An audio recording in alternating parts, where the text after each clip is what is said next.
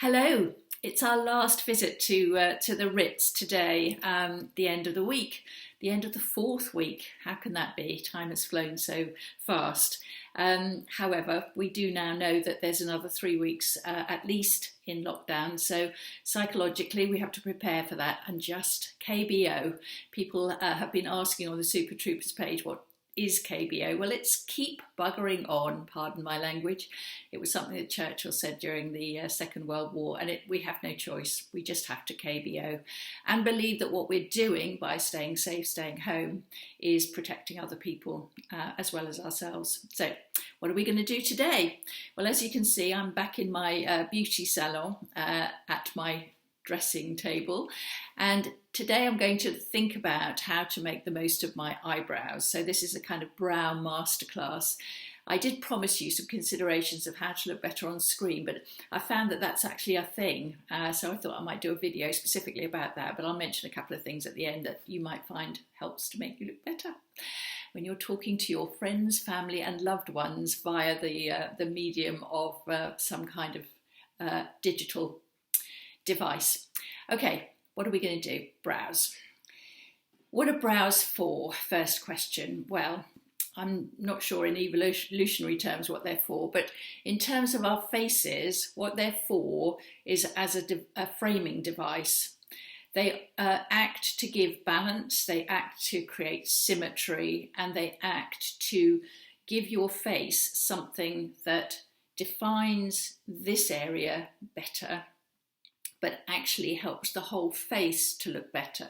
If I take my eyebrows away, suddenly my face has lost something quite important, as those ladies out there who've lost their eyebrows for one reason or another, or they have very faded, very pale, overplucked eyebrows, understand. Now you can do an awful lot to improve the way that your eyebrows looked with just a few careful tricks. So what are they? Well, the first thing is to think about what shape they are and where they start and finish. The thing about eyebrows currently is there is a fashion for something very different from nature in terms of eyebrows. I think it's the Kardashians that started it. So we've got used to really dense, solid colour, blocks of solid colour here and here. A very heavy look, a very dominating look on the face. And it's been fashionable ever since the Kardashians started having weird things done to their eyebrows.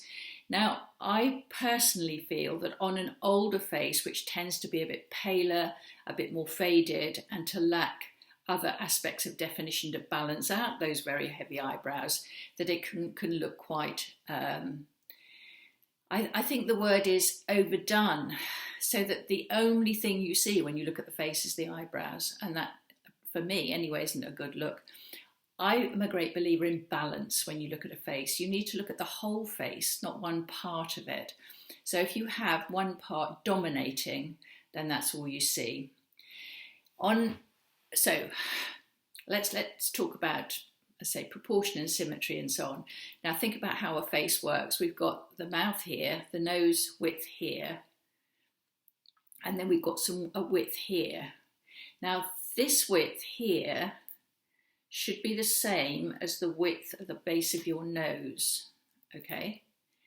If it's narrower or wider, then you won't have that symmetry that the eye likes so much. So you really are, your first point at which you start a brow is to balance that bit. Then where does it end? Now this is a problem that I've got. If I come in close, you can see that my brows are very sparse and this bit has kind of almost disappeared.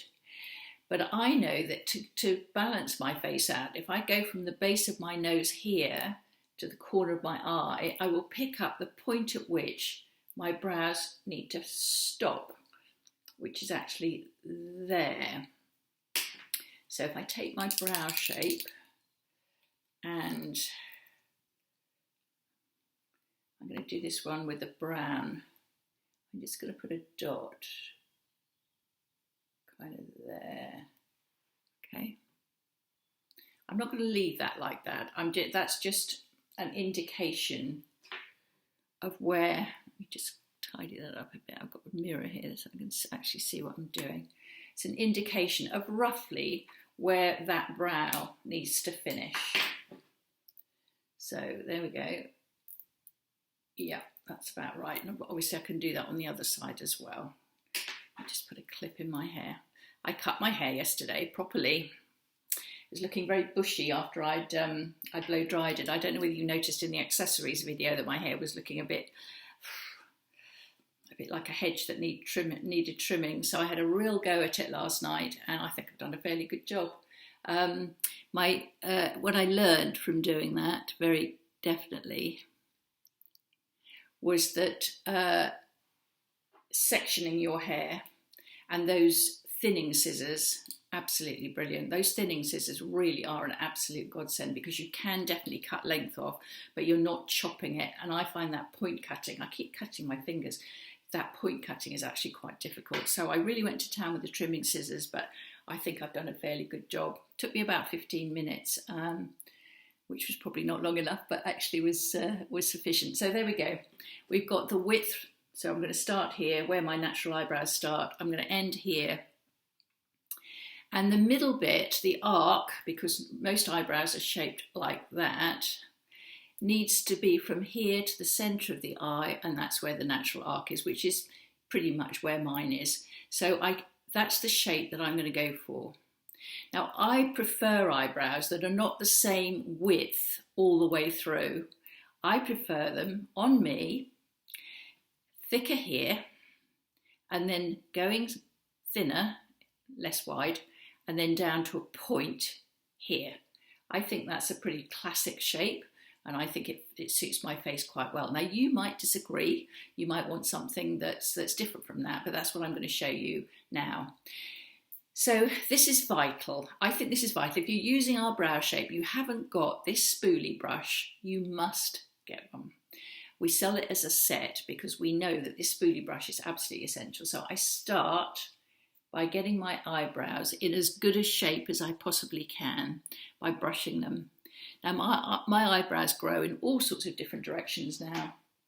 They're horrible.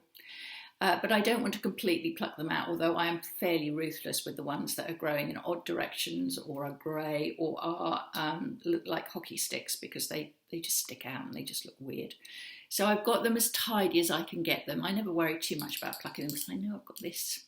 Now I'm going to use the brown on this one and the grey on this one, which is going to look a bit odd. But I'm going to do that just to show you whether you think you want the grey or the brown. We didn't have the grey for a long time. We only had the brown. But I always found this perfectly fine. So if you've got this in your makeup bag but you're not too sure how to use it, then I'd say you're fine with the brown. But you absolutely need the brush because the brush determines the level of density that you create with it. Okay, now you shake it up. It's liquid paint. I came up with this concept of a fine brush and liquid paint for my sister-in-law who'd lost her eyebrows so that she could create the illusion of brow hair. This is why I don't like really solid, dense eyebrows. Your eyebrows are hair, individual hairs. They're not a solid mass. So anything that you can create that looks light and feathery as if it is brow hair, I think you're on to a winner. So I'm going to put this just on the back of my hand here and show you what I've done. I've created with light feathery strokes something that looks a bit like brow hair. Now if I do that more harder, so I push down onto the brush more, obviously I get a stronger effect. So what you're doing is using the brush either lightly or slightly more strongly, you can create different effects in terms of density. So I'm going to pop that back in there, shake it up again. And I am going to take, before I start, I'm going to take the excess off on the back of my hand. So I'm just going to do that so I'm ready to start.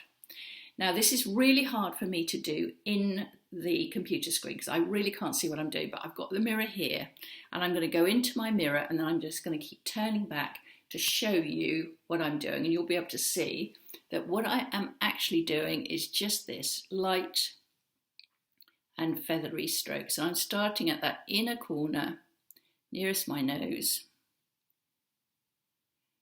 and I'm going to, because that's the bit that I want to define really well. Now I'll turn back to you. Okay, can you see what I've done? Compare it to this one. So now there's a very definite edge to it, and there's a bit of colour in there. But it's not massive, it's not too dark. So back again, and I'm just going to keep going with this, stroking it on, light feathery strokes, because I'm just creating the illusion of brow hair. There we go, back again, compared to the other one. I've got to the arc point now, so I'm going to start going down. So down the other side, like that. And I'm going to keep going with my light feathery strokes, like that, can you see? And I'm going to go down until I reach that dot that I put on there, which is where I reckon it needs to end. In fact, that's a little bit too long, so I'm just going to tidy that up slightly. I put more of a splodge on the end than I would normally have. I just put a dot. Actually, I wouldn't normally put a dot at all. I know where it ends. There we go. So compare the two. And now, if I sit back slightly, I hope you can see that this one just looks more groomed and more like an eyebrow. And this one still looks a bit raggedy and not particularly kempt. Now, back to the spoolie, and I'm just going to brush that through like that. And I could brush it through quite hard and take quite a lot of that colour out. I'm just going to take enough colour out so that when I look back in my mirror, yeah, that looks about right. Now that's the brown, okay?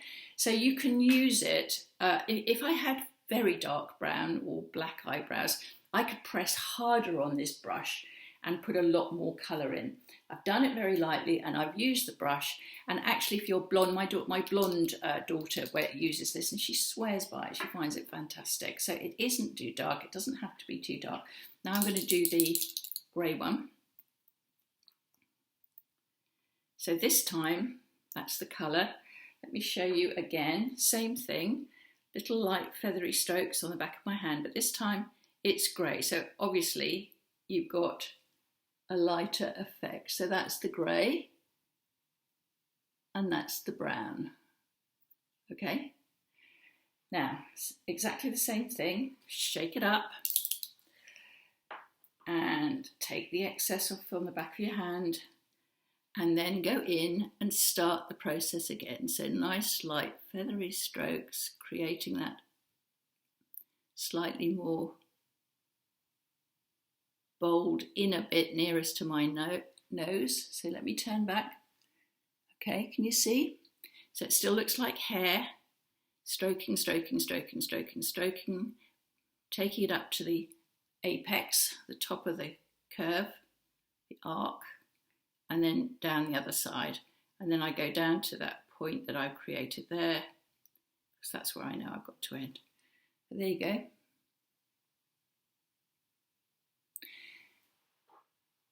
So, not a huge difference. I've started using the, let me use the brush now and just brush that through. I've started using the grey one because I can, and because with my grey hair, I do actually quite like it a little bit better than the brown now. I think it's a bit more delicate. It's a little bit lighter. So there you go. That's the brown one. That's the grey one. And that's my eyebrows now done. I feel that they are more groomed. They're the right size. They end in the right place. And they look more the shape and effect that I want to create on my face. So I do hope that was useful to you. I will answer any specific questions that you've got if you want to ask me on the Super Troopers page, but that is how the brow shape is meant to be applied and how it works. If you like a more solid effect, it will work perfectly well to give you that. It's just the amount that you apply and the pressure that you put on the brush. I use light feathery strokes. I don't put much pressure on the brush because I don't want Kardashian eyebrows. I just don't. I just think it overbalances my, sorry, it creates too much heaviness on my face. I'm going to finish with our lovely, which one is this? Tulip pink. Wow, lovely.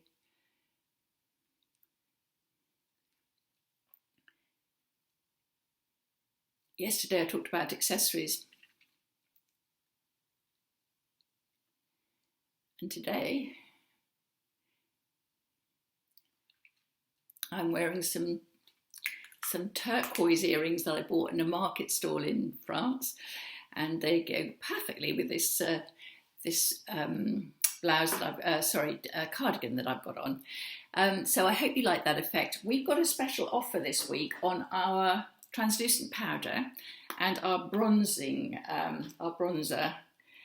Here we go. So this is our translucent powder and this is our bronzer. You always apply these with big fat brushes. Now, if you are on screens, I'll do a separate video on this, but if you are on screen, a sweep of this translucent powder just over the top of your makeup like that. When you finish, just really light. Nice delicate strokes like that, reduces shine and can make your face look better on the screen. And then the bronzer, if you like a little bit of bronzer, again, this is what the young ones do. They use it as a kind of device for creating the illusions of a bit of contouring. You put a little bit under your chin like that, you make your jowls look less jowly. And obviously, if you like that bronzed effect, similar to the translucent powder, think in terms of eights. This is what I do with my bronzer, so around like that, and always keep a nice, light, delicate touch. So we've got, as I said, we've got a half price offer on those this week, so do have a look at that. If you fancy for the summer some lovely translucent powder and some bronzer, but I'll talk in more detail about how to come across really beautifully when you're on the screen, talking to your friends and family next week. So I do hope you enjoyed that, and just to let you know that on Sunday there'll be the winners of our Easter bonnets competitions. They're with our professional milliner now, and she's choosing them. So we will be printing the photographs of the winners. That's 2 main winners and then 2 runners-up in each category for the homemade Easter bonnet and the professional one, if you like, the one where you're all dressed up at the wedding or ascot. It was great fun. We had over 200 entries for the smart hat, and we had about 60 or 70, I think, the homemade one. So we had a brilliant level of entry. And I just want to finish. We've got a sort of Pam Ayres theme running this week. Somebody gave us this on, it was Sarah on Super Troopers. It's called The Makeup Lady. So Pam Ayres' take on going to a makeup counter. I think it's hilarious. And it's a common experience that a lot of us have had, I think. So here it is. I went to buy a lipstick and I hoped for some advice on choosing an attractive shade to make my face look nice. I stepped up to the counter in my trainers and my Mac, but the sales assistant saw me and she vanished out the back. She was absolutely flawless and an advertiser's dream. She was icy as a glacier and chic in the extreme. I was clearly not the customer that she desired to meet. I could have been some reptile that had crawled in off the street.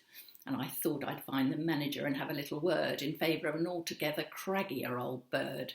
Some game old gal who's been around the block a time or 3, who's fending off the ears and has a waist as thick as me. An understanding confidant with whom you could relax, who knows the way that lipstick tends to bleed into the cracks. A saviour for those of us who know our youth is past, to show us all the tricks and keep us fighting to the last. Well, that's what I'm here for. I'm the makeup lady.